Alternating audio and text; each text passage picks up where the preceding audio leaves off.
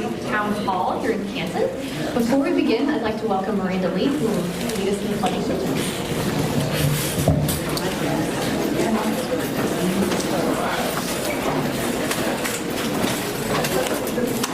flag of the United States of America and to the republic for which it stands, one nation, under God, indivisible, with liberty and justice for all.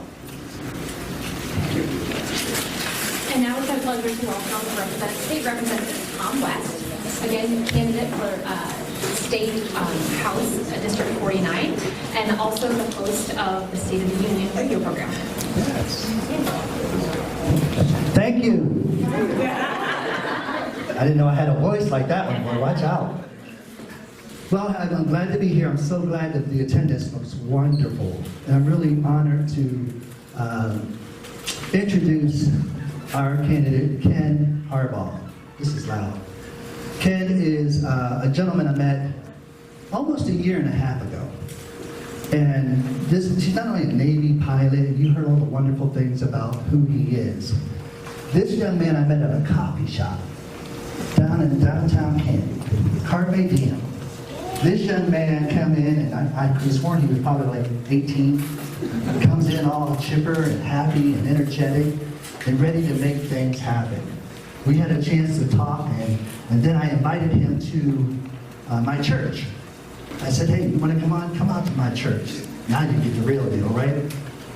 He came in, sat in the second row. Him and Betty sat.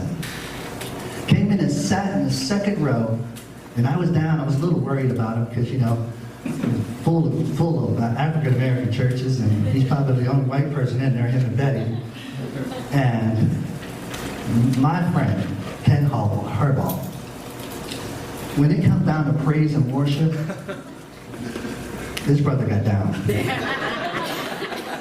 He literally started praising God, and when they asked people to come up for prayer, him and Betty went up there.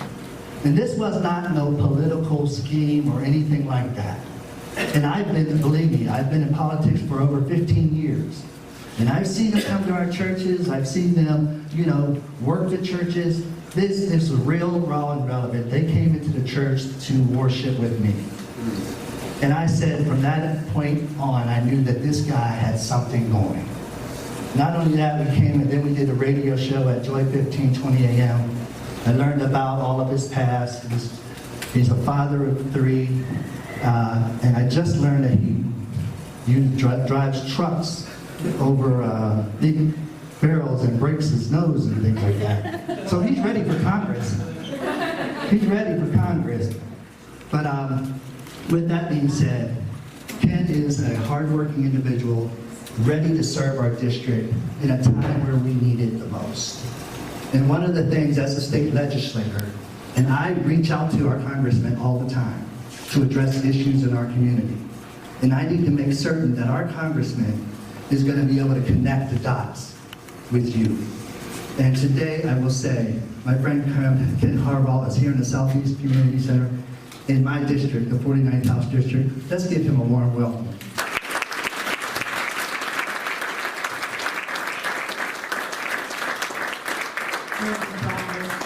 Thanks all of you for coming out. I feel like I owe a little bit of a disclaimer about the truck comment.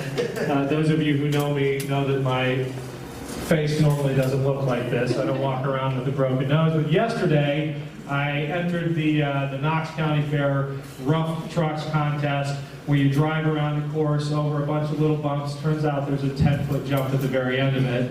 And even with a good Department of Transportation helmet, you hit that thing at 40 miles an hour, you not only break the truck in half, you leave a little damage on your face. So that's what I did. Not saying I will do anything to win, but I will break a truck in half. Honestly, these kinds of events, these town halls, the opportunity to meet with folks in the community are the best part of the campaign.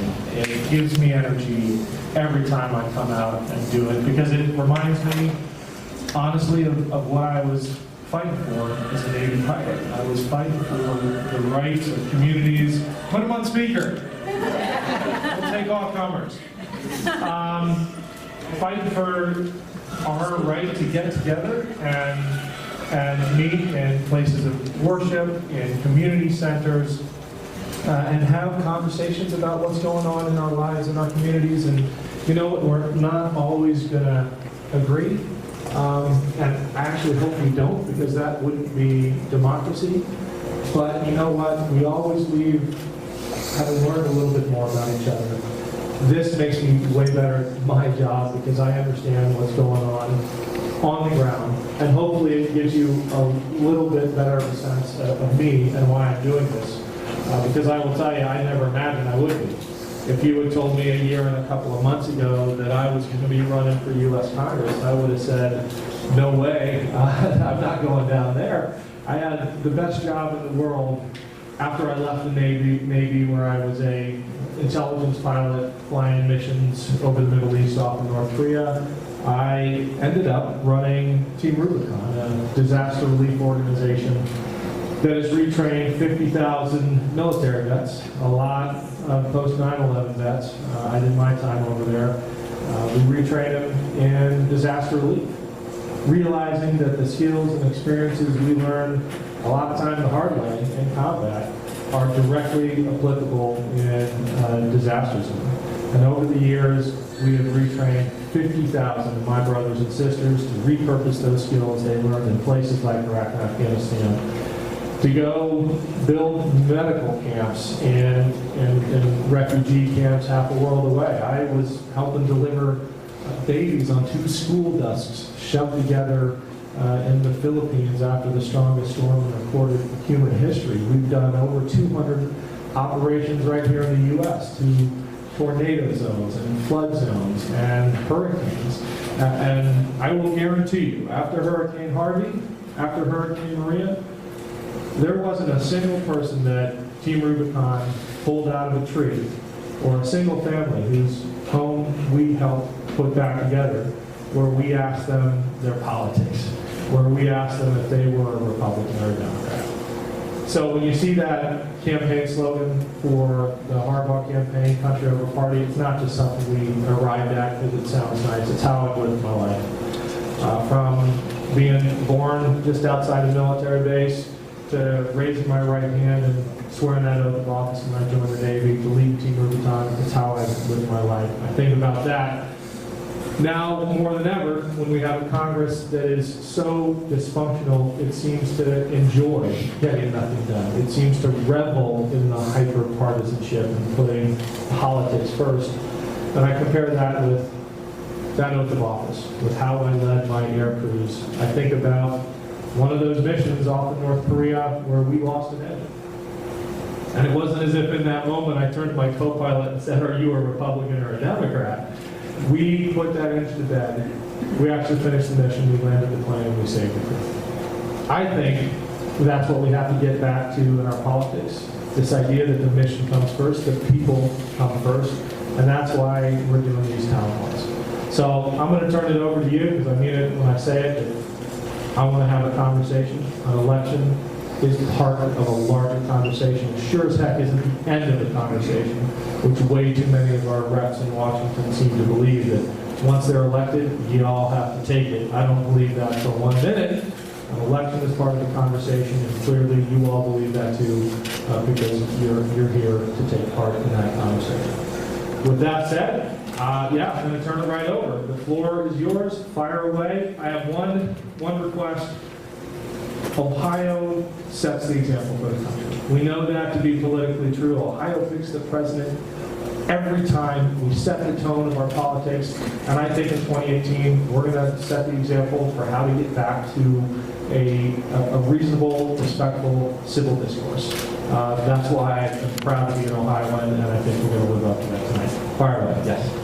All right, so this might be a tough question, but it needs to be asked anyway. Yes. So I understand because of the districts are gerrymandered in the state, and I understand the tone of your campaign because you're trying to reach certain people that would not otherwise vote for a Democrat, and I really understand that. But I'm also concerned the hyper-partisanship is really one-sided, and it's been that way since Barack Obama's been elected. So I want to make sure that when you get to Congress, that even though it's, country over party, and I'm okay with that you really are going to work with Democrats and caucus with Democrats to get stuff done, and you're not just going in there and working against what Democrats are trying to get accomplished in the face of the obstruction of these Republicans. What's your name, first name? My name is Becky. Becky. Is it helpful if I repeat the question for those who don't? Okay.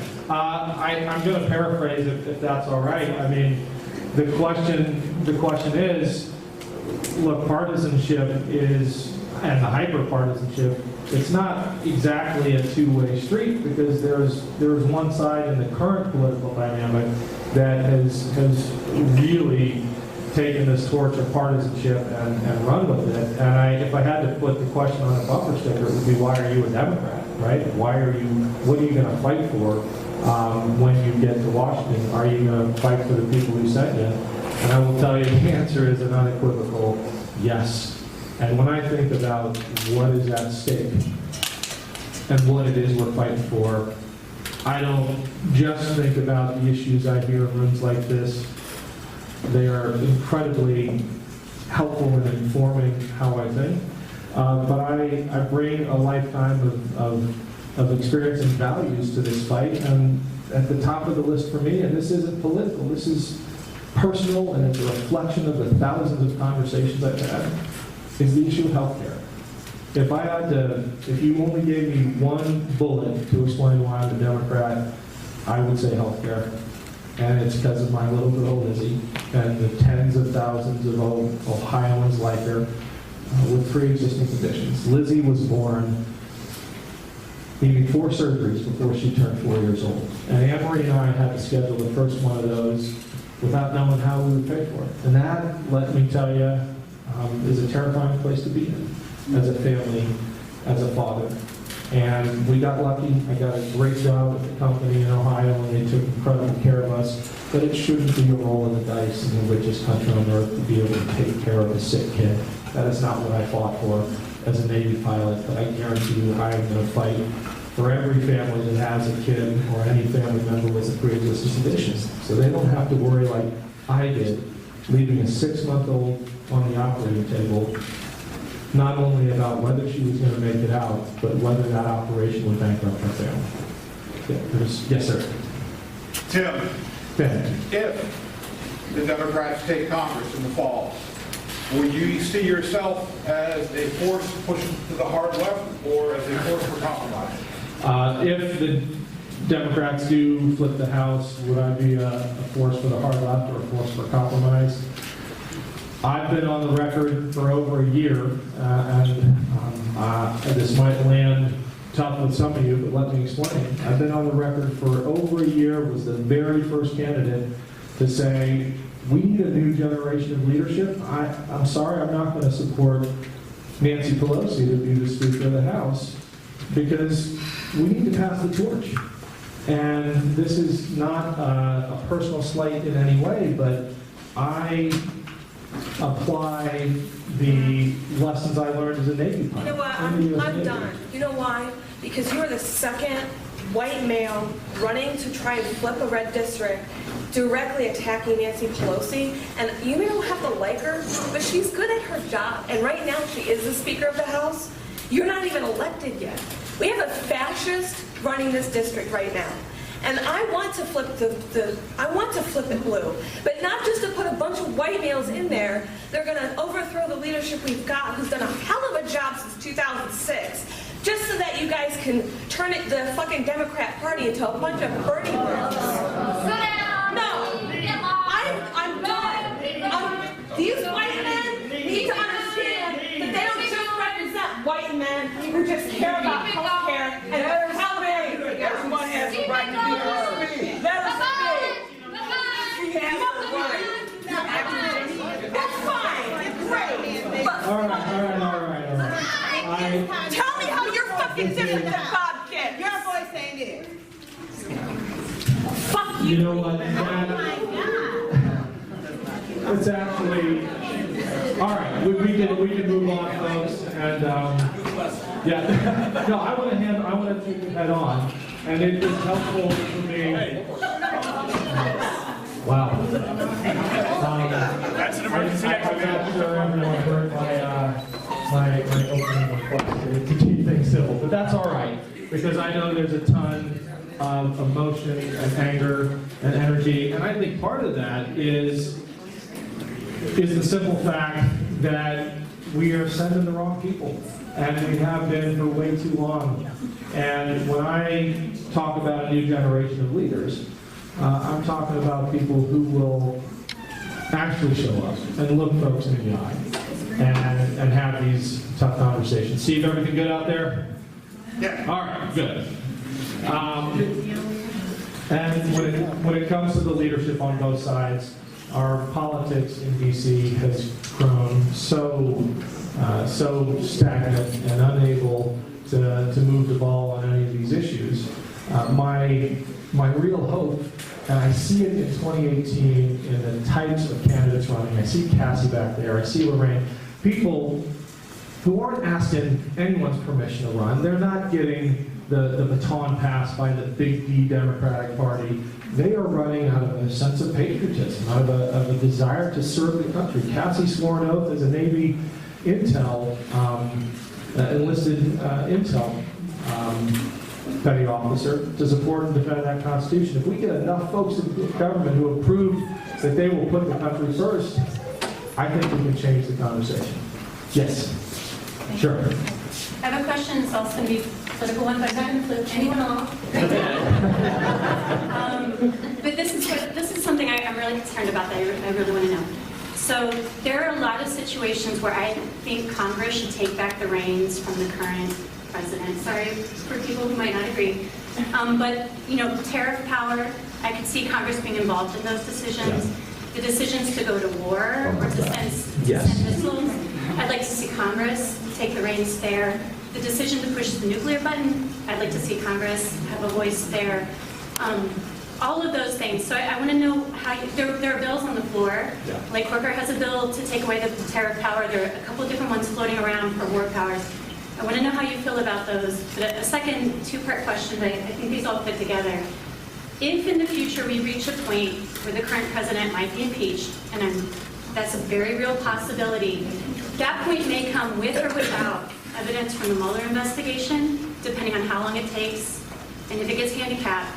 So I would like to know what is your criteria for when you would support impeachment, and what burden of proof do you need with the Mueller investigation or without it? Great. And what's your first name? Holly. Holly. Thanks, Holly. And I want to address the specific question and then the larger question, which I think in some ways is foundational, which is about the responsibility of the legislative branch. I mean, when you think about how the founders wrote the Constitution, they put Congress first. That's Article 1. Yet we have a Congress today that is, I think, abdicated its most foundational responsibility to serve as a separate branch of government. It has become a rubber stamp, I think because of a lack, in some cases, of knowledge, but mostly a lack of courage. And Holly, you brought up for me what I think is the most tragic example of this. It certainly is for me as a Navy vet who lost brothers and sisters in both Iraq and Afghanistan. Congress's refusal to accept responsibility under the War Powers Clause for either calling this a war or not. After 17 years, you realize we are 17 years into the longest wars in America's history, and we still can't call it what it is? I guarantee you, I was on the ground in Afghanistan. I bet you were on the ground in Iraq. When you're there, you know what the heck it is. It's a war. Yet we have a Congress that refuses to even call it what it is and sees the entire responsibility for that, the moral burden, the leadership burden, to the executive, to the president. We have got to have a Congress that upholds its most fundamental duty to serve as a separate check and balance. And one of the duties of the Congress, of course, is the power of impeachment. And I will tell you, there isn't a ton of constitutional guidance on this because high crimes and misdemeanors is an incredibly vague description of the criteria for impeaching a president, and there's not a lot of historical advice either, because we've only had a couple, right?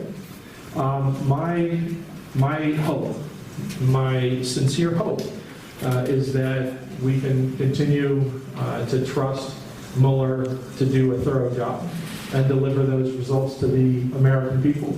And I am going to reserve judgment until we have those results of the Mueller investigation. I think that's, yes, sir. Philip Brooks. Philip. Two-part question. One, since you're running for Congress now, do you have anything in place, we'll call it a war rather than meddling, that Russia interfered with our election? That's not meddling, that's direct attack on our way of life and our democracy.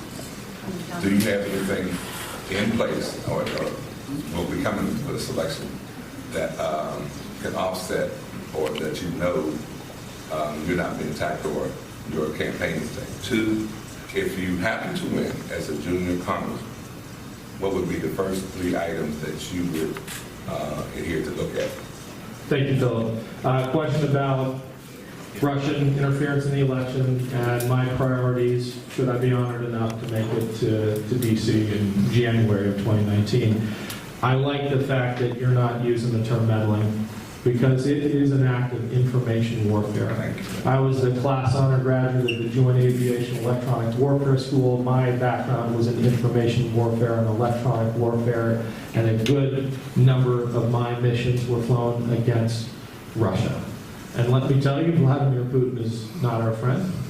And I certainly have areas of agreement and disagreement with this president, but to see him side just a week ago with a KGB agent over the consensus view of the entire American intelligence establishment, of which I was a part, that was a hard thing to watch. That was incredibly difficult to watch. To your question about our campaign having the tools in place to protect ourselves, I wish I could give you a 100% confidence interval on that, but they are deploying tools that are cooked up in KGB labs. I mean, these are the cutting edge hacking tools of our time. And who knows? Often, I mean, in just the past couple of weeks, 5 more campaigns have been hacked. And they do a really good job of covering their tracks. But if you think this is just meddling, you're kidding yourself. This is way beyond meddling. Yes, ma'am. Yes, my name is Sandra, and I agree with your bullet points about the things that you want to address. But I mean, I'd like to digress a little bit and, wonder what on the ground strategy is going to be to bring neighborhoods and people and cultures that are polarized. Yes. Okay, because I mean, you can, the town halls are wonderful and all of that, but as a black woman, I kind of have the idea that our vote is kind of taken for granted. In the aspect that, we know a bunch of black people are going to vote Democrat. Okay, well, the thing is that we don't see anybody until it's time to get votes and to, start the campaign. Okay, that's the first, my first concern.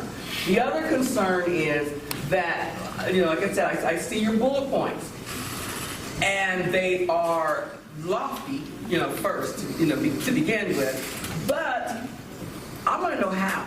Okay. You say you're going to ensure every Ohioan has access to affordable health care. What's your plan? So, and that goes to the second part of your question. You got it. So, and I want to, sorry, you had your hand up and I pounced on it, but I want to make sure I get Phil's question and I'll get yours as well, Sandra. As far as how, that's not an element. Just me. I hear you on the way Canton has been taken for granted, and the African American community in Canton. When you think about, and I know this is gonna land hard as well, but when you think about the Hillary campaign office in 2016 never being opened, they painted 3 walls and locked the doors, and they didn't have a presence here. We cannot count on support if we're not going to show up and fight for it and make the case in person why we need your help, why we need your input, why we need your voice. And that is an indictment of the Democratic Party writ large, taken for granted an entire demographic, an entire segment of the vote, like it's always going to be there without listening, without fighting for it, without tending to. And we got to change that as a party. I hope I'm leading on this and leaning into it and making the efforts that you want to see to learn and to get out into these communities. As far as how, that is the question. Because unless someone can come before you and get past the lofty goals and actually provide some confidence that they can get something done, vote for somebody else. You mentioned the first one, healthcare. There are things we can do right away if we had a little political courage and some common sense in Washington to get to that goal. I think step one is shoring up the exchanges.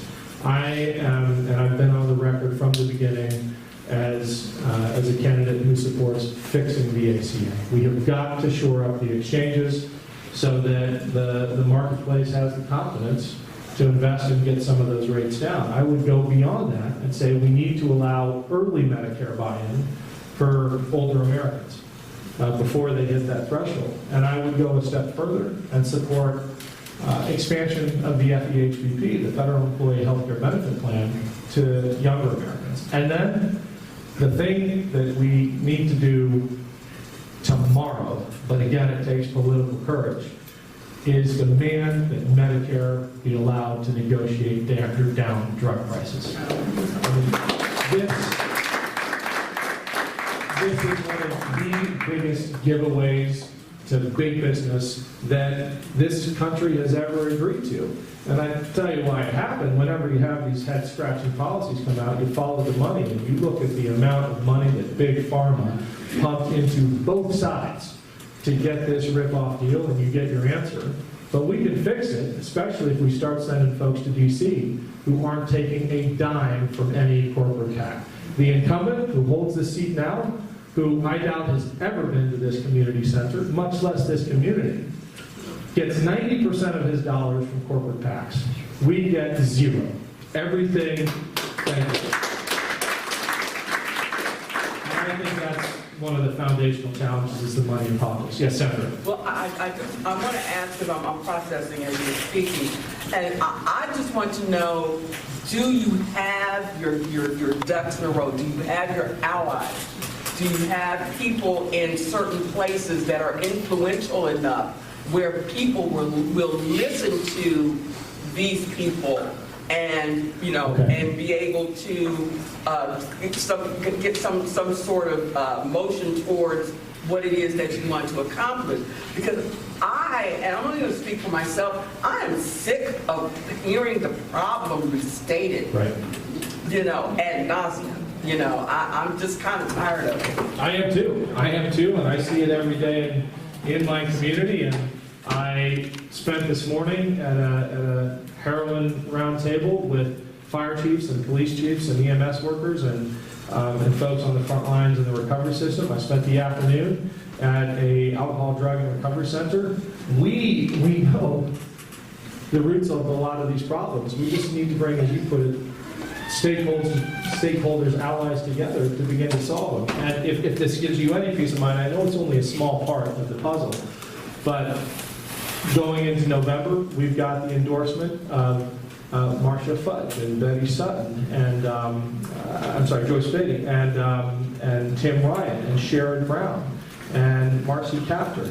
We're building allies around the country as well. There's an unprecedented number of military vets running this year, and we're punching above our weight. We're working together. We meet, we call all the time, talking about how we're we're actually going to tackle some of these problems if we're honored enough to be elected. We're working on the plan. Yes, sir.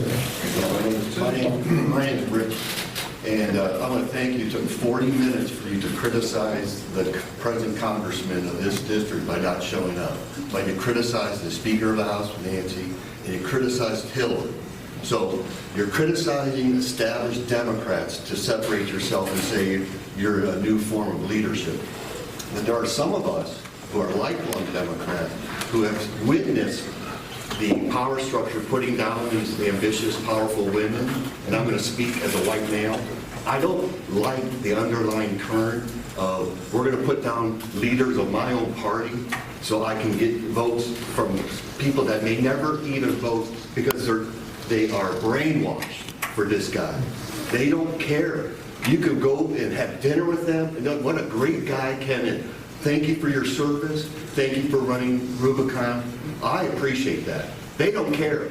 Yeah. They're going to vote for the R. So my suggestion to you is rather than losing us progressive Democrats, is kind of try to get us to come along, because 40 minutes without criticizing our present congressman while you're doing to two Democrats I don't like that. What's your first name, sir? Rich. I don't Rich. like that at all. And yeah, that I hope. Change your stump speech a little bit. Understood. Well, and this is not me being defensive, but the stump speech doesn't have really any of that criticism. I was answering a question, and I'd like to answer No, you questions mentioned directly. Nancy before you even answered a question. You brought up Nancy Pelosi, that you were not going to support her for leadership.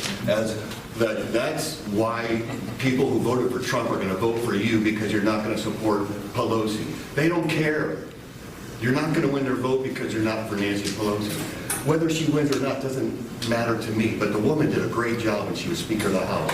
And she needs to be respected for what she did for our party and Hillary. So you cannot badmouth those women or Democrats to get Trump people's votes, because you're going to lose mine.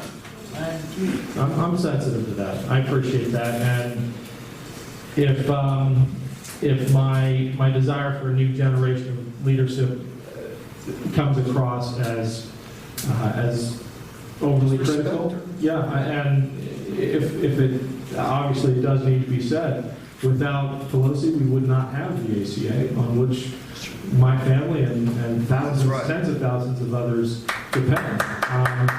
You are absolutely right about her pivotal role in getting us where we are in a lot of ways. But when I think about the Democratic Party for the next 20 and 30 and 40 years, that's what I'm fighting for. I'm fighting for a Democratic Party that is gonna my kids are gonna look at and say, that is my party. That is a energetic and forward-looking and youthful party that can. You don't do it by putting down leaders from the past. I think you're right. I think you're right, and I will endeavor to level the sort of larger criticism of a party in disarray without making it personal. Thank you. Philip, I feel like I'm letting you down. I got one, healthcare. Opioid epidemic. And when I think about the foremost crisis in our community, I think about it in terms of being a disaster responder. And when you arrive in a place like the Philippines after Typhoon Haiyan, there are a million things going wrong around you. There are buildings about to collapse. There are mass graves that are too close to wells. But you deal with the arterial bleeding first. I mean that literally. You put the tourniquets on. You deal with the bleeding first to save those lives. And when I think about the arterial wound in the Ohio 7th, it's the opioid epidemic.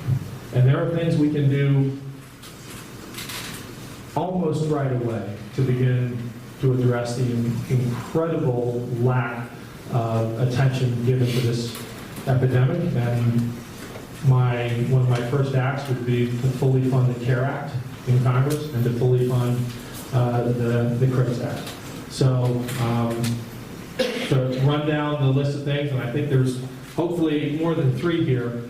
We have got to allow early Medicare buy-in for older Americans, expand access to the FEHBP, shore up the exchanges, demand that Medicare be able to negotiate for lower drug prices, fully fund the CARE Act, and fully fund the CRIPS Act. Senator, I got to spread it around, but Okay, that's it. well, see, I've heard you mention, the opioid crisis and epidemic and, and all these descriptive terms. But that, it is a problem, but there are other problems whereby certain of your constituents are dying at the hands of policemen who are not being policed and who do not have to be scrutinized under the same legal system that everybody else is. No one is talking about that. I give you, hip hooray for the Medicare and all of that stuff. But we are talking about day-to-day existence of a population that are just not able to, to survive, to be able to work. There needs to be a cultural change. And I just want to know how you are going to bring about, or I know you're not God, and I understand that, but we know that the changes that have been brought about in this country have been brought about because there was some sort of cultural change or a change in paradigm to be able to, steer the way of thinking in order for people of color to be standing around here lining the walls. And I mean, I just think that somebody needs to be very forthcoming about those things. And nobody wants to discuss it. Every time it's brought up, people want to say, well, I thought we solved that in the 60s, and, and I thought, but I didn't know that there was a, still a racial issue, and, it's, you're talking about mobilizing people of color and people that are, downtrodden and everything. They're not getting reached. Right. They're just not. I flew with a buddy named Mike, who I've stayed in touch with, and been sharing a lot about this campaign with him and the issues and the struggles, and we had a conversation about the opioid epidemic and just how devastating it is for this community and how we need to call it what it is and we need to invest in it. And he laughed at me and he said, brother, I'm glad folks are waking up. But when it was another drug and another community, when it was my community, Mike's African American, he said they made addiction a crime. They made addiction a crime, and generations were locked up, and generations more went by, and when it became heroin, and when it became varsity athletes and kids in all walks of life, why don't you just go there and say, white kids. That's right. Middle-class white kids. Exactly. And doctors. Then it became an epidemic. It became a health crisis. And Mike conveyed to me something which I think everyone needs to hear about the two different kinds of patriotism. I grew up in a military family and was always, taught to see the flag as the symbol it is, and respect it, and grew up to fight for it. And Mike said, there's a different kind of patriotism in my community, Ken, about the flag as a promise, an unfulfilled promise. And we fight for that flag because of the promise it still holds, not because of what it has delivered to us, because we have a hell of a long way left to go. And to hear my black friend talk about putting his life on the line, he lost his son in Iraq. And to think about my brothers in uniform who lost family members or gave their own lives for the promise of the America that we can reach instead of what it's already delivered to them. And what about the people that have lost their lives in the street? Yeah. With the gun violence. I mean, dead is dead. If you're dead in Iraq or dead in your neighborhood, you're still dead. You're no more dead than anybody else. Right. And I don't know. I'm just. Yeah, we got some folks. Thanks, Tom. Yeah. Yes. Yes, I'm reiterating on something that you said. That was not my initial question. But I sit in here, in this place, where I grew up as a child, playing through this one. This was all field.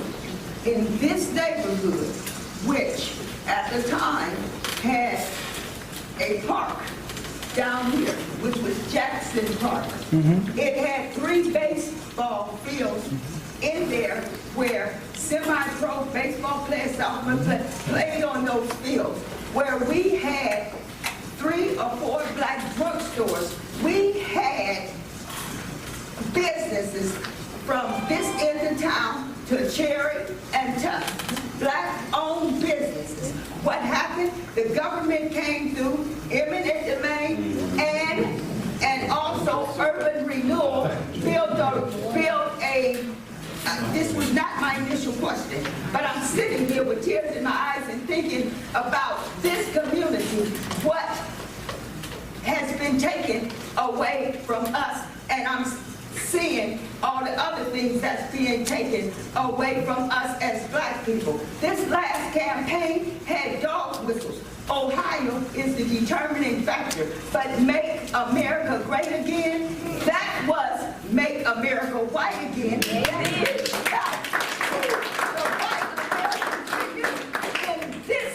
In this state that never voted in their lives because they read those dog whistles, they came out of the woodworks and the crevices of the earth to vote for this, to get it back white again.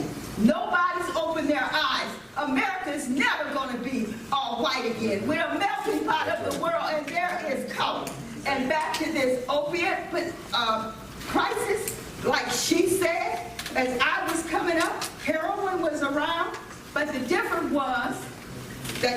was those people that used heroin, they had jobs. We had jobs everywhere. You can quit a job today or get fired and walk out to factories, good paying jobs. Those people that were addicted, a lot of them were addicted to heroin back then. But if they got caught or whatever, like he said, they would be put in jail and was considered a crime. I'm looking at the opiate position right now in southern part of Ohio. Oh, and I'm going to say this. Back in the 60s, or late 60s, 70s, and 80s, there was 404,000 people that lived in Canton. It became a dying city. Over the course of years, now we have about 73,000 people. You know, there were 4 high schools. Everybody could work. There was training programs and different things beginning in high school. It addressed people with mental disability. That's another thing. You're addressing the opiates, opiates, but yet still mental health people. They had facilities, programs that would help them. What has Ohio done? Put these people out on the street and turn their heads to what's happening to them. Opiates, I'm not going to mention any names, but some of the top people that's running and heading these programs, they're heading them now. Why? Because it hit home. It home to some of their people. When they got addicted to it, you want to address it. And it's being addressed with our taxpayer dollars. And these are the people that's getting help. And nobody looks, they turn their heads. And my other thing I'm addressing, Medicare, the health. What's been, it was fine.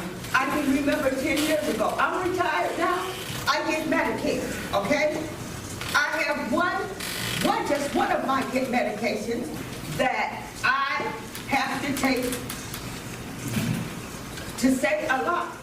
There is no generic for it. It costs me, for one, 30-day supply, $243 a month for that. I'm saying it's opposed to Medicaid, Medicaid. I know people that for some medicines I'm paying $40, $50 a month for, that they get it for $2 or get it free and stuff under that. So, Why? yeah, why? Yeah. Why? My mom went to the pharmacist a couple of weeks ago to get 80 Celebrex pills, $1,600. She couldn't afford it. She left without them. And I think that's happening a lot. People are actually choosing. I know it's happening. I said that sarcastically. People are choosing between food and medicine in the richest country on earth. And how did we get to that point? I go back to corruption in our politics. I'm sorry. I think it is a political system that is in the pocket of money interest. Philip, did you say greed? PBMs. I think it's greed. I think it's greed. It's been like that since time immemorial. It has been that way a long time. The gold makes food. But It's always been like that. Citizens United has made it immeasurably worse. That's true. Citizens United is the Supreme Court case that unleashed a flood of corporate money into our political system. And the justices decided in their infinite wisdom that for the purposes of spending money in a political campaign, a corporation is a person. The Supreme Court might say that, but the Harbaugh campaign has said we're not going to take a dime from corporate interests. And I think that is what it's going to take to break the grip of moneyed interests in our politics. It's the answer to the vast majority of these head-scratching questions you get, like how do 80 Celebrex pills cost $1,600? Because Medicare can't negotiate to lower their prices because we've got a political system that is in the pocket of moneyed interests. Yes, sir. Oh, Tom, do you want to? You had a guy way over there in the corner. Okay. Yes, sir. Sorry. Yeah, my name is Terry. I wanted to bring up, I know it's a bill being floated around for Ohio, a standing ground bill. Necessarily off the recent event that happened down in Florida. Yeah. I just wanted to get your opinion, like, would you support a bill like that coming to Ohio? I think it's an invitation to pull the trigger way too quickly. I really do. And I mean, maybe this is subtext, but I wonder how that decision in Florida would have gone had the race has been reversed. And I worry about that a lot. I worry about just how unfair these rules are applied. And I don't lead with this usually. It's not part of my stump speech, but I got a law degree. And I think there is some real wisdom behind this notion of duty to retreat. If you have an opportunity to remove yourself from the conflict without anyone else being endangered, you have the duty to do that. Otherwise, we're back to the Wild West, where people are shooting each other at an initial provocation, and the authorities are sanctioning that. I really worry about taking the lid off this idea that if you're not in imminent danger and no one else is, you need to give people some room to cool down. Yes, sir. Tom, you want to be the bad guy for me and let me do get it. people out? This guy with the glasses, put your hand up right now. Go. Hi, my name is Nicholas, and my question is about artificial intelligence. I can tell you from firsthand experience. Like Bob is?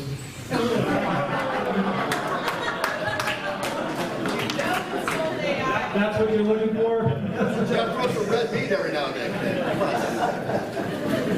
So I can tell you from firsthand experience that our business leaders, especially our political leaders, and the people who are working in these fields that are more likely to be automated, they're not prepared for what's coming.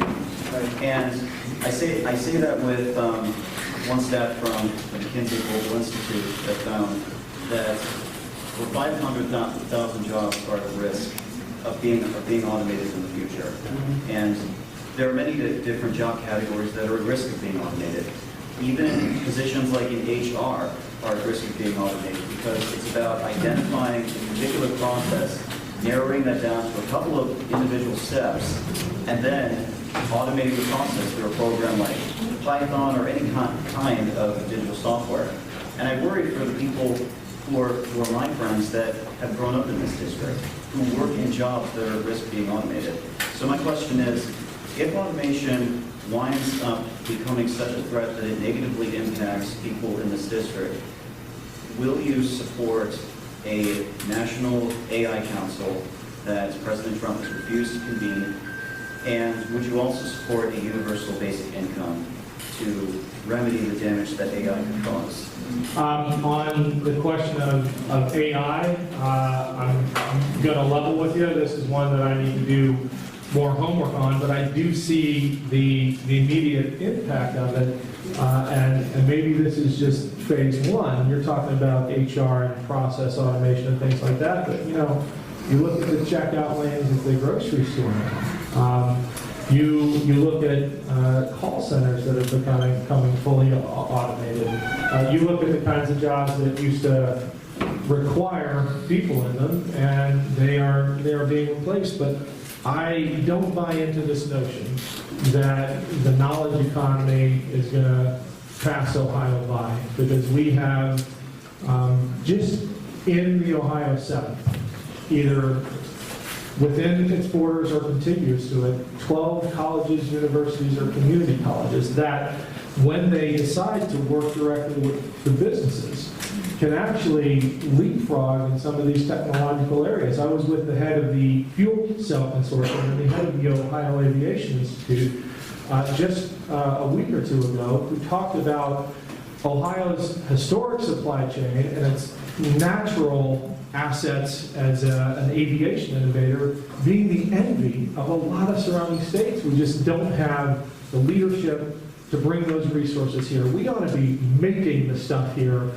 that we ship components to the rest of the world to make. We supply, within Ohio, $150 million worth of components to the fuel cell industry, and these are not things that robots are going to build anytime soon. We ought to be making that stuff right here like we used to. When I talk to workers across the district, I put my Team Rubicon hat on, and I talk about retraining 50,000 military vets. 50,000 military vets, many of whom came back from Iraq and Afghanistan, unsure if they had anything left to offer. And we saw the skills that they could bring to bear in some really tough environments. And when I look at workers across Ohio, if you ask me, the best workers in the world, I make the point every time that just because the factory in their town might have picked up and left, just because that industry might have failed, does not mean Ohio workers have failed. We have the leadership to bring those new technologies, those new manufacturing processes back to Ohio. I think we can jump to the head of the pack again. The amount of federal grant money, though, that we leave on the table because we don't have a fighter for it in D.C. would make your jaw drop, and that's a failure of leadership. So. Amen. There. Hi, I'm Dennis Lager. I live here in Canton. I want to ask you a political question. First election I had the privilege of voting in was the presidential primary in Indiana with Robert Kennedy versus Jimmy Carter. I never thought that I would live to see the day when people of character, such as our former CIA director, would legitimately question whether a president of the United States is a traitor to America. I never thought that I'd ever hear or see that. And we need to flip 23 House seats to take control of Congress. And the debate ranges among the party as to whether congressional candidates such as yourself are going to be successful by railing against this president and I kind of hate to use the term because I sort of throw it in my mouth a little bit when I do it, or whether you're going to talk about bread and butter issues to win your district. I'd like to know, what is your strategy to flip this district? Are you gerrymandered out? I presume you don't think so, otherwise you wouldn't be running. But what is your strategy to win this district, put it back in Democratic hands? And to what extent are you receiving any help from Washington and the Democratic Congressional Caucus, financially or otherwise, to help you do that? Great question. And almost the entire thrust of the strategy is this. It's to talk to folks across the Ohio 7, to listen, to find out the issues that rise to the top, and to internalize them, to make them my issues, and to fight for them. Some of them are naturally my issues, like healthcare, because of Lizzie. Some of them I've had to get up to speed on and become a fighter for those issues. Now, to the second part of your question, because there's that seeming conflict between, I think you call them kitchen table issues, and railing against the existing powers that be. There have been moments when we have had to speak up because the outrage is such an affront. I'll give you one example after Charlottesville, when the president equivocated and he talked about good people on both sides and blame being shared equally. Issues like that, even though it might not be something that comes up in the district, a kitchen table issue, we're going to speak that on. Because if a former Navy pilot doesn't have the guts to take that on, then what business do I have running?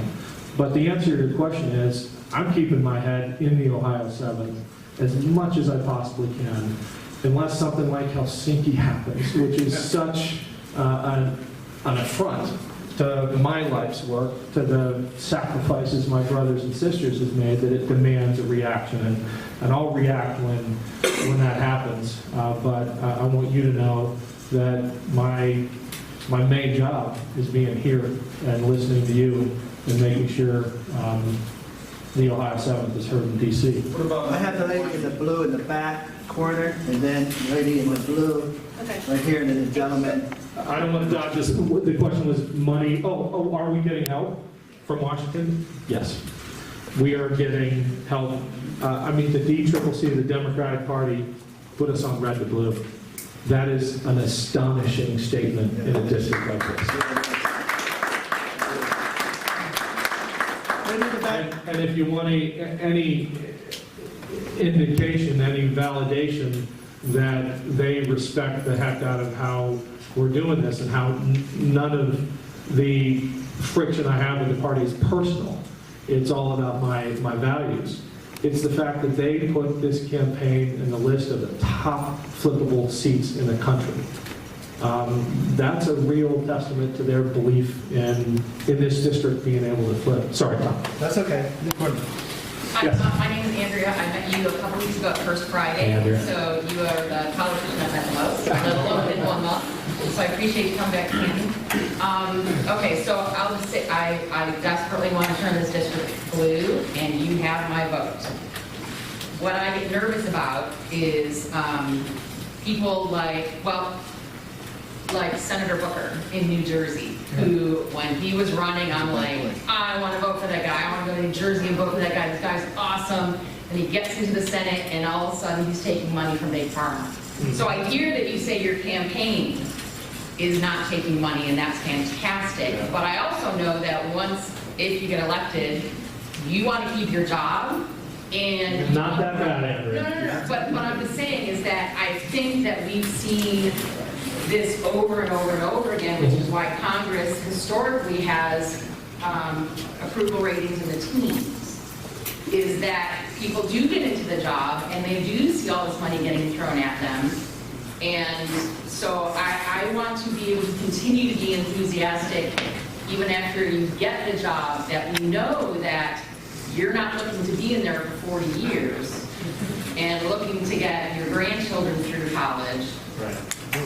How does that go from the campaign to you're in there and you want your job for a while? Great question, Andrea. And if I can leave folks in town halls like this with one request, it's that they never take my word for it. They look at how I've lived my life, and they look at my record. And to your question about getting in there, and I'm going to paraphrase a bit, but getting sort of sucked into the swamp and getting comfortable and realizing, oh, you know what, that big pharma money is so easy to take, it'll help me hold on to the seat. I think part of our problem is we're sending way too many people to Congress who want nothing more than to be a congressman, and they will do anything to hold on to that seat. And if you look at the things that I've been able to do with my life and how fortunate I've been, I hope you believe it when I tell you, if I have to choose between taking that blood money and doing what's right and losing the job, I got better stuff to do. I'm not going to take the blood money. I'm going to fight for the people who sent me there. And if that means I don't have the big pharma money or the corporate money coming in, I got other options. And you look at way too many representatives in Congress today and the decisions they're making to hold on to those seats, and you get the feeling that a lot of them are making those decisions because it's all they've got. It's how they define themselves.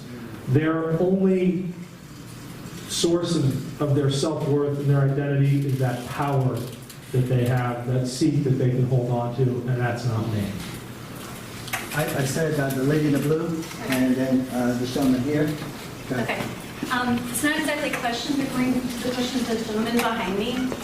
I think you are in a very unique position to rail against the current administration, and please do. But when you do it, take the high road, and that's your unique position. He doesn't have any military experience. You don't have to say he has no military experience, but you do. Well, he does. He got 5 forms, and he sent them all back. You have military experience. He's offending your community. Like, use that and take the high road when you do it.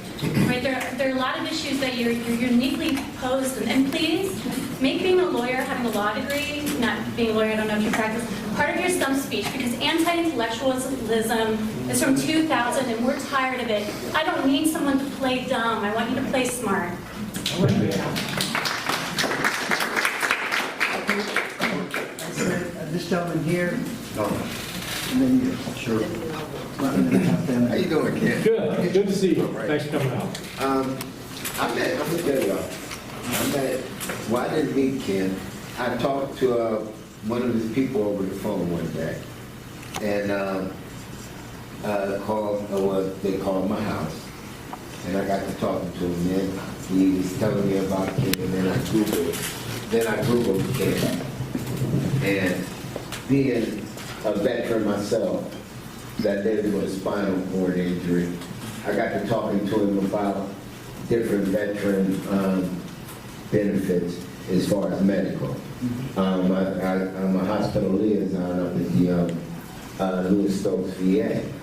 And 2 things. At first, I started talking to him about the veterans medical benefits and how they were trying to privatize some of the services that the VA had that also tied in, and that was one question that I was going to bring in, as far as how they tie into the Affordable Care Act and how people were bamboozled, as I call it, bamboozled, by not knowing the difference from Obamacare and the Affordable Care Act. Now, mind you, I spent 4 years on the flight line as a security policeman, close to pilots, and the discipline, the training these pilots had. We had an alert bar, and if anyone doesn't know, I was stationed down in Langley Air Force Base, where if unknown aircraft came in our airspace, our planes were scrambling, our F-15s were scrambling within 8 minutes. So as security policemen, we had to secure the perimeter, while in 8 minutes, their flight crews, the pilots had to be in those planes and getting up in the air, and me and other security policemen would be doing, so I think some of the discipline and everything that Ken learned in the service, and I have another service gentleman up here, as far as when we get to talking about honor, duty, country, sticks with us, because when we're in there, we volunteer to go in. And 365 days out the year, 24 hours a day, we never know when our number is going to come up to be called to defend our country. And what made me come to this, I've been to one other town hall that Ken had, and what made me come to this one that made it special is because one of his campaign people, and I did talk to him on the phone about two things that I would like for him to do first. One was come up to Lewis Stokes VA and come and see what's going on up there so he can understand why privatization and some of the things that they're trying to do with veterans benefits were so important. And the second thing I told him was to come down in our community and listen. Listen to what we have to say. I was born and raised here in Canton, went to Canton McKinley High School, Harvard Junior High. My aunt and my family grew up over here on the southeast. I grew up on the northeast. Dad Bruner right here cut my hair. So what I'm saying is this, I have a good feeling. I call myself in between. I vote for the best person. And the things I know when I asked him, he didn't have to come to the VA. When I found out one of his campaign people, hey, Bill, remember what we talked about him coming down and to the Southeast Center or something to talk to the people? He'll be down at the Southeast Center. I said, I got to come. So I got in my power chair, made sure it was located. I live over there by Summit School. And I tracked down here. Just to let people know that the same discipline that he applied being in the service, I feel it's the same discipline that he will give us in Washington. Tammy Duckworth, another vet, just helped individuals with disability mobility. It was a bill that was coming in the Senate that would have done away with being able to sue businesses for not being accessible for individuals with disabilities to use mobility devices. She wrote a letter, being a vet, a disabled vet, in the Senate that got that bill knocked down. It didn't pass, because if it would have passed, it would have set the ADA back years. So, getting to my question now.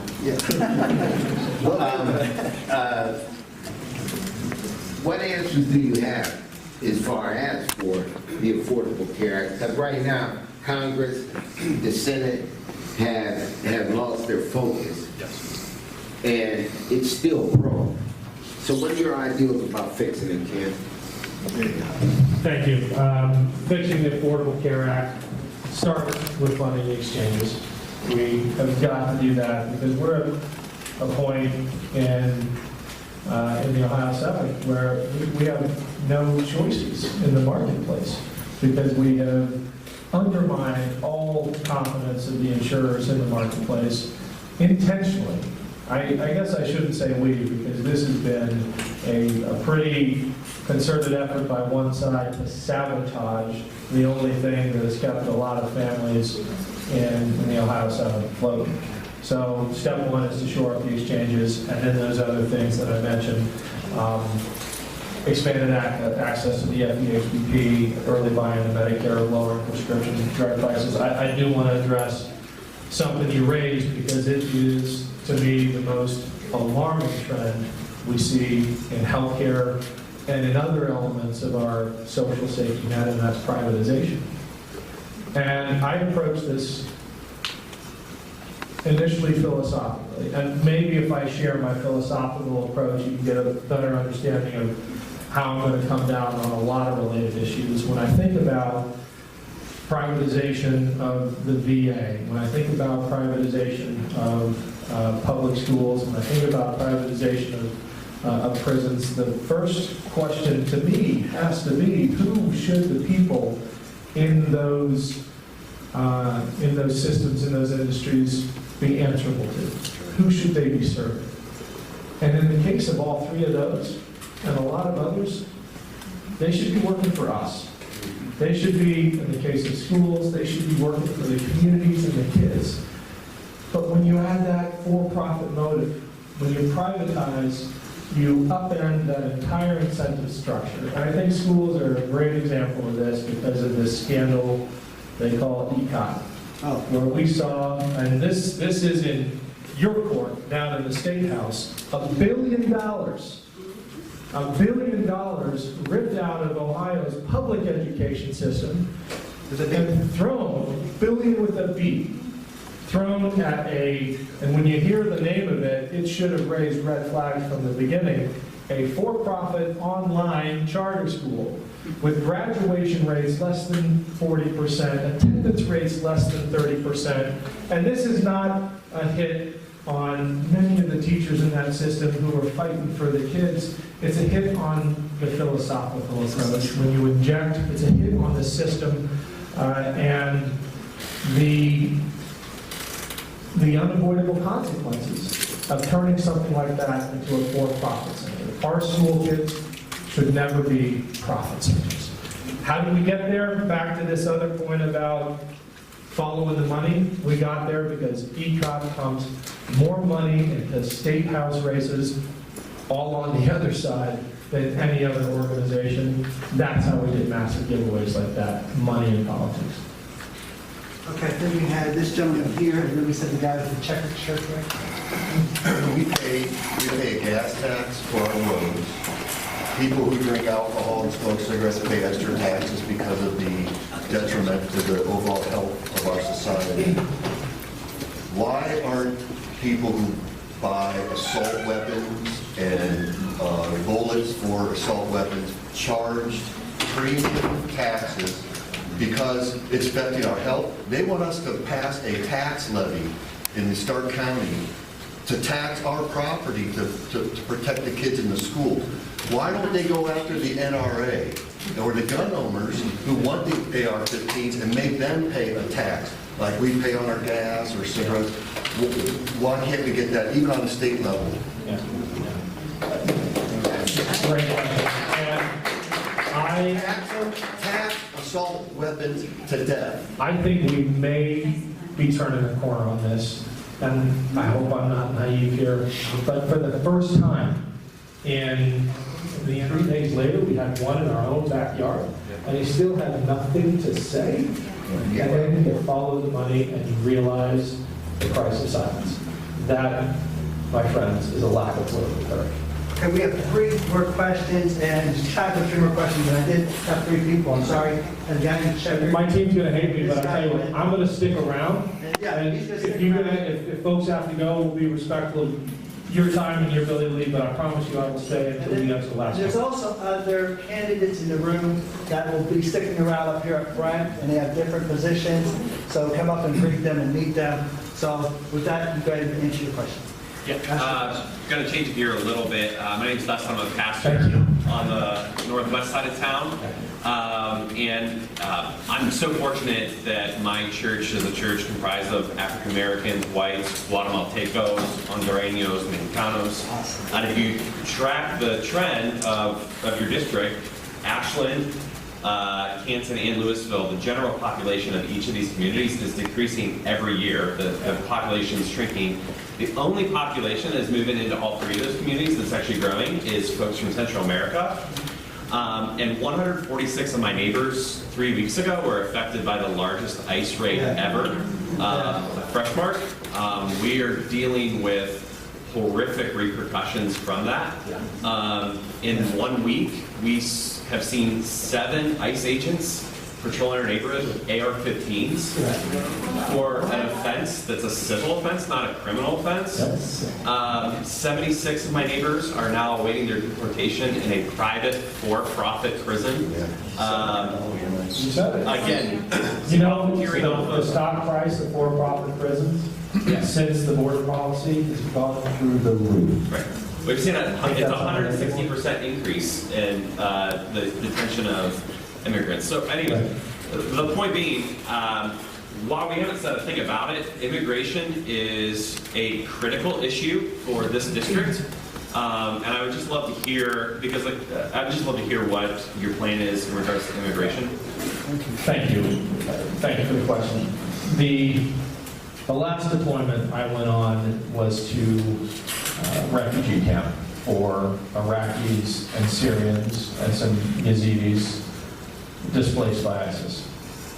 Displaced is a kind word because just being a humanitarian aid worker in that camp, bringing medical aid was a pretty traumatic experience. I can hardly imagine what it was like to go through what those families went through. And we were dealing with a lot of kids ripped violently away from their parents. But never in my wildest dreams in that camp did I imagine I would see scenes like that replayed in my own country I fought for. And so to see that happening in the United States is almost unbelievable, except I know it to be true. And I know we are a nation of laws, but underpinning those laws are values. And first and foremost, we are a nation of values, and ripping kids away from their families is not a value that I fought for. I talked to the daughter of a minister in Huron County where they had another huge ice raid about the community, the community that her mom was ministering to. And she told me about one of the 13-year-old girls in this community who was taking care of her 4 younger siblings. She's the oldest one, my daughter's age, Katie's age, taking care of 4 little brothers and sisters because her mom had been rounded up, had a court date months away, and wouldn't even be let out with an ankle bracelet. When I talk about a nation of values, and I hear things like that, when I hear about ICE agents patrolling our streets, let's not call them their community, it's our community, with assault weapons, I shake my head, because it's not what I want. Linda, and then the son. And my name is Linda Canton. I am concerned, this is, what's your plans for bringing good paying jobs back to our state? Okay, because what I be seeing when I go in some of the stores, they're taking jobs away from people and replacing them with these things we got to scan and all that. So how are they going to help people have good paying jobs when they replace like robots and all these different things? How are they going to be able to pay their bills? And then the other concerns I have, they have touched on a lot of these issues. With our veterans, we shouldn't be have to look at any veteran, like woman, man or woman or whatever, sitting, begging from community, for help, because they have been out there, they have fought a war, they may have lost a limb, but they shouldn't have to be homeless, they shouldn't have to be begging for anything, I do. And then they're calling people on the phone, asking for donations, and you don't even want to pick up your phone because you don't know if it's telemarketers or you don't know if these people are real. You don't know if they're real or whatever, but it's sad to see people that have went out and fought for our country, and if they lost limbs or lost lives, have to beg for anything, And another thing that I'm concerned about too, I like to see a whole lot of people, I don't care if they're white, black, people of color need jobs. There probably would be as much crime if people had jobs. When they put people in these jails and they come out, they don't have no jobs or whatever, they're using some kind of excuse for them not to be hired on the job. Well, then they got gotta have somewhere to survive, you know. And I do believe if they had more jobs for people, it would be less crimes. These things, as far as Medicare and all that stuff, if they had, I feel like this, if, what was I going to say? I get That's 3 of them. We got 3 of them. But anyway, I'd be concerned as far as why don't they have programs to have preventative health? If they're more concerned about doctors or people in making these prescriptions happen, it's just a money thing. I believe they have a cure for a whole lot of things, but if they cure, they can't make the money. So these are Thank you, some Lynn. Yeah. So, 3 super easy ones. Jobs, vets, and preventative health. On the jobs front, and this goes to what Nicholas was saying about AI, artificial intelligence, replacing workers. I don't think there's any reason why we can't get back to a place in Ohio where cancer. It's for me to take my medicine and it won't. Oh.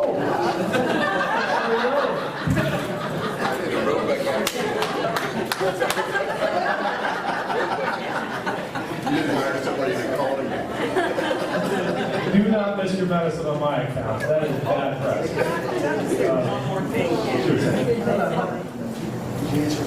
No, I'm trying.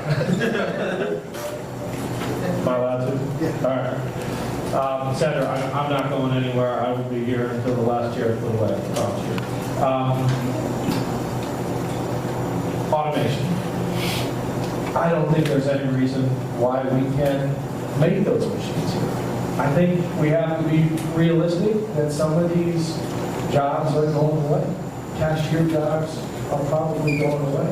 But why can't we make those automatic tellers here? We have the best supply chain in the country. We have the manufacturing expertise. We have great land prices, great access to power. We have all of the advantages that we sometimes forget about. When Tim Ryan, a congressman from out east, brought a bunch of venture capitalists from California out here, they could hardly believe the potential in this region. We just have precious few leaders tapping into that and saying, here's where you need to build your next factory.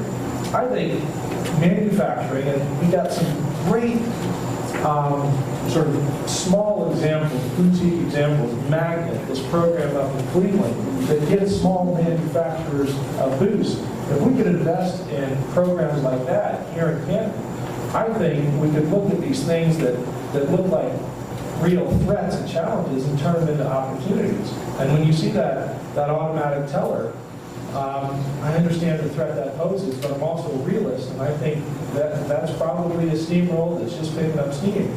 Instead of trying to add cashier jobs, let's add manufacturing jobs to build those machines. Let's fight for those factories right here in Ohio, in the Ohio Center. On the question about veterans, yeah, I could not agree more with you, and this one is about as personal as it gets for me. Because I get my health care from the VA, and every time I walk in, I'm reminded of that promise that was made when the VA was created. You know that saying over the archway, every VA. To him who shall have borne the battle, and to his widow, and to his orphan, it's a promise to care for those who have borne the burden for the rest of the country, for as long as we have to. And there is no excuse for veterans having to beg for their next meal or not getting that promise fulfilled at the VA. This gentleman right here. Sir. All right. I know your slogan there is country over party. I personally don't even believe the Republican Party exists anymore.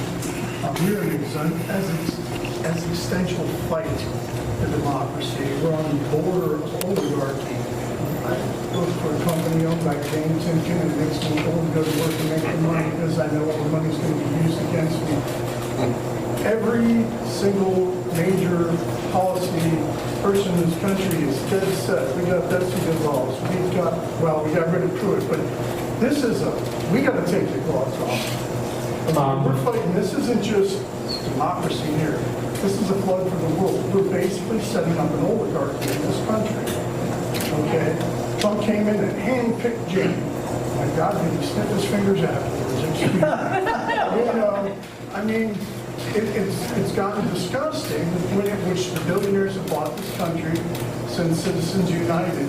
And it's time to take the gloves off, you know. And how are we going to fight this? We've got to stop it. The group you want to be part of is trying to impeach Rod Rosenstein. I don't think they have a chance in the Senate. But it's offensive to me that our government has laid down and said, gee, I hope the Russians are helping. The day that the Senate said there's no doubt the Russians interfered in our election, 7 Republican senators went to Russia and said, hey, we don't care about election meddling. We don't care about Crimea. We just want to play nice. And if you're rigging an election, we got to fight. What are we going to do here? What's your first name? Scott. Scott. Thank you, Scott. I hear you. And you mentioned Scott Pruitt. And I'll tell you what scares me most about that is that he was one of the ones who was caught because he was clumsy and cocky, and he wasn't clever enough to hide the fact that he spent $1 million of our dollars on his personal security and $43,000 on a soundproof phone booth in his office and flew first class everywhere. What really scares me is the rot that we're not hearing about.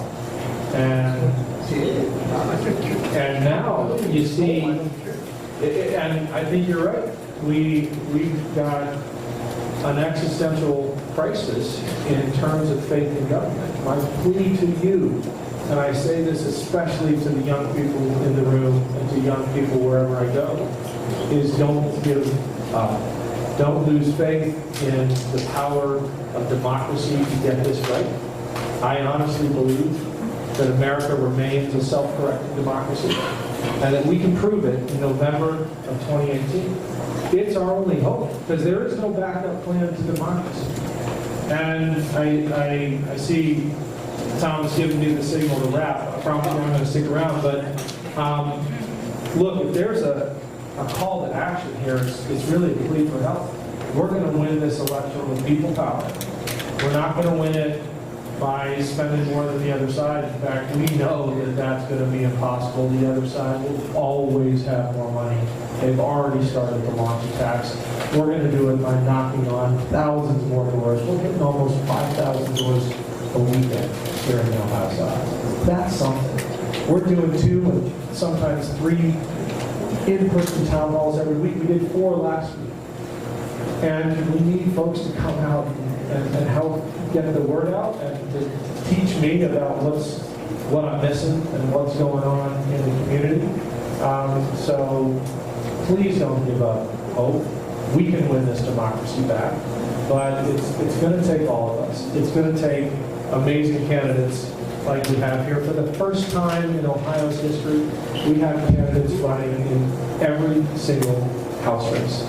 I think proving what I'm saying, that America is a self-correcting democracy, that it works best when we make it competitive, and that we only win when we show up.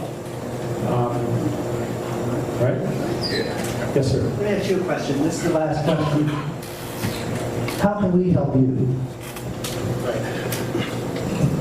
Thank you, Thomas. Well, first of all, you're helping by just showing up and testing me. I don't know if I passed, but hopefully I earned a little credit for sticking through it. Really, this is the most important part of the job: showing up and learning from folks and being present. We also need a lot of help talking to our neighbors, trying to convince those who can be convinced. I still hold out hope that folks like my parents who voted for Donald Trump, but maybe realizing, you know what, maybe we aren't getting what we paid for, can be brought around. We need help talking to our neighbors. I don't want to give up on righting the ship by making the case that we've got the better argument. We need help phone banking. We need help writing postcards. And we need help, most of all, understanding. So don't hesitate to reach out. There is a way to contact me on all of the cards that went around, and give me your feedback. Tell me what I could do better. Tell me what I'm doing okay at, because I want to be here for you, and I want to get better at this job. Thank you, Thomas. Candidate, come out real quick, so everybody sees what you're doing. If you're a candidate running for office, come up front so everybody can see who you are. If you're a candidate, yeah. And I'm just going to pass the mic real quick and let them introduce themselves in those speeches. Just let them know who you are, what you're running for. Good evening, everyone. I'm Natalie Haupt. I'm running for Stark County Common Police Judge, General Division. That's a tough order, not to get a speech. I'm Kathleen Purdy. I live in Alliance. I'm running for the state school board. Again, District 8. I appreciate your support. My name is Cassie Gabel, and I am running for the 50th District of the Ohio House of Representatives. I'm Lorraine Wilburn. I am running for the 48th District of the Ohio House of Representatives. Jim Hobbistow, and I'm running for the 49th State House District. I'm Ken Harbaugh. You guys know that. This is the only one who's actually got it, right? State Representative for the 49th House District, and appreciate your support. So thank you guys for coming out, and they will be here to answer any of your questions. A lot of the questions you had for Ken also applies to the state, so there's a lot of state people here, and you can ask them those same type of questions. There's some judges here that could talk about some of the criminal justice reform issues and things of that nature. So thank you so much for coming and being a part of this town hall. Anything else? No, we're good. I'm going to be right here. And Ken will be here. And you guys